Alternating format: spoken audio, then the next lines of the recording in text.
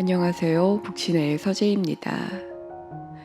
꿈을 이루는 일은 어렵습니다.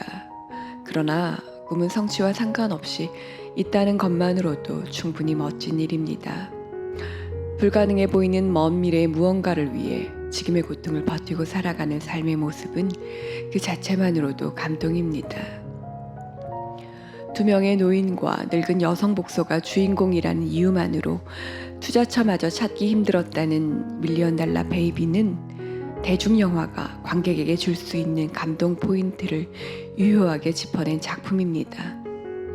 명배우이자 노회한 감독 클린트 이스트우드는 복싱의 세계를 빌어 개인의 신념과 불굴의 의지, 성공과 좌절, 가족애라는 고전적인 소재로 한 편의 휴먼 드라마를 연출해내었습니다. 나이든 여성 복서의 삶을 그린 이 이야기는 그래서 스포츠 영화가 아닌 멜로드라마입니다. 식당 웨이트리스 매기는 손님들이 남긴 음식으로 끼니를 해결하면서 악착같이 돈을 모읍니다. 이제 어느 정도 돈을 모은 그녀는 그토록 원했던 복서가 되기 위해 트레이너를 찾습니다. 그러나 체육관 관장이자 트레이너인 프랭키는 냉정하게 충고합니다. 31살의 발레리너가 되려는 여자가 없듯 너 역시 권투 선수가 될 수 없어 라고 말이죠. 하지만 매기는 자신의 고집을 굽히지 않습니다.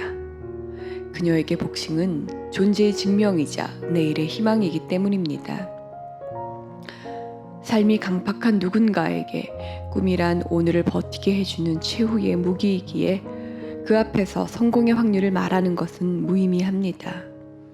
꿈마저 없으면 오늘을 버틸 이유가 없기 때문입니다. 나이와 성별의 이유를 들어 매기를 내치는 프랭키는 그가 꼰대여서가 아니라 누구보다 실패의 좌절을 아는 사람이자 돈과 명예보다 선수가 먼저인 좋은 사람이기 때문입니다. 매기의 열정에 결국 그녀를 제자로 받아들인 프랭키는 내 스스로 너를 보호해야 한다는 것을 누차 강조합니다. 자신이 지켜주지 못해 동료 복서 스크랩이 실명했다고 자책하는 프랭키는 옳다고 믿는 신념을 지키는 우직한 사람입니다. 그러하기에 선수를 보호하기 위해 타이틀전을 미루다 다른 트레이너에게 애써 키운 선수를 뺏기고 마는 일마저 생깁니다. 고집불통의 원칙주의자인 그는 하나밖에 없는 딸과도 불화해 늘 반송된 편지를 받아드는 실패한 아버지이기도 합니다. 타고난 재능만큼이나 엄청난 열정을 지닌 매기는 프랭키의 지도 아래 국내에선 대적할 선수가 없을 정도로 성장합니다. 그러나 힘겹게 올라간 정상의 자리에서 상대 선수가 내지른 반칙의 한 방은 그녀를 반식물 인간으로 만들어 놓습니다. 이기는 순간의 희열이 방심을 불러오고 그것으로 매기는 선수로서뿐만 아니라 인간적인 삶마저 송두리째 무너지게 됩니다. 도달하기는 힘들어도 무너지는 것은 잠깐입니다. 순간의 방심이나 실수, 불운과 같은 사소함은 우리를 헤어나오기 힘든 절망의 나락으로 밀어넣기도 합니다. 하지만 프랭키와 매기는 반칙한 선수에 대한 비난 한마디 하지 않습니다. 단 매기는 프랭키에게 이승에서의 고통을 끝내달라는 마지막 부탁을 합니다. 그 부탁은 선수가 트레이너에게 하는 것이 아니라 딸이 아버지에게 하는 부탁처럼 보입니다. 실패한 아버지 프랭키와 가족이 지옥 같은 매기는 자신의 가족 대신 서로를 부녀로 받아들입니다. 그래서 이 영화는 꿈과 희망에 대한 이야기이자 가족에 대한 드라마이기도 합니다. 영광의 선수 시절 자신의 이름보다 프랭키가 지어준 모쿠슈라로 불렸던 매기는 영면에 들기 직전 그 뜻이 내 핏줄이라는 것을 알게 됩니다. 가족에게 사랑받지 못한 딸 매기는 모쿠슈라라는 이름으로 프랭키의 소중한 딸로 다시 태어납니다. 그리고 그토록 간절했던 프로복서가 되어 열렬한 환호를 받아본 매기는 여한이 없습니다.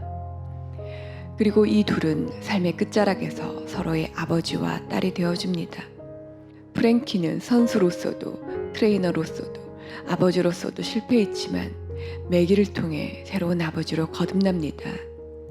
프랭키가 매기를 선수로 키워낸 과정은 복소되기이기도 하지만 유사가족으로서 아버지, 딸 되기의 과정이기도 합니다.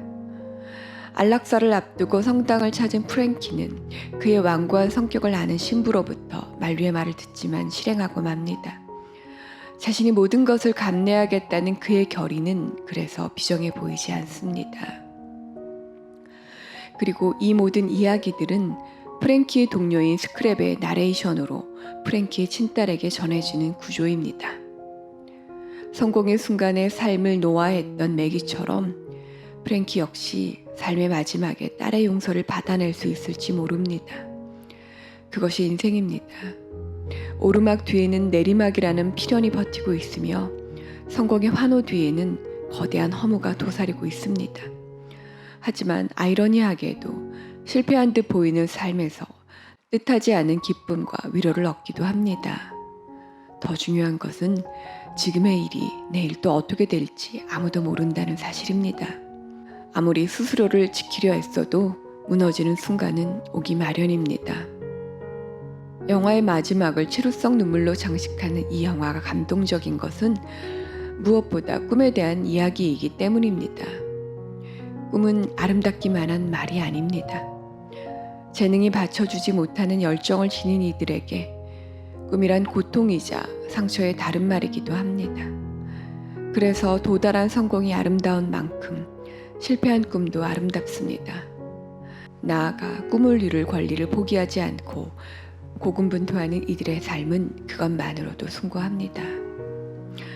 세상의 통념을 깨고 불굴의 의지로 정상에 오른 매기에게 박수를 보내는 만큼 그녀의 좌절이 안타깝습니다. 하지만 여한 없는 삶이었기에 매기는 운명 앞에서 순응했을 터입니다. 실패의 고통이 무서워 시도조차 하지 않거나 자신이 무엇을 원하는지도 모른 채 관성적으로 하루하루를 살아가는 우리들에게 밀리언 달러 베이비는 노회한 감독 클린트 이스트우드가 다음 세대에게 전하는 메시지가 아닐까 합니다. 감사합니다.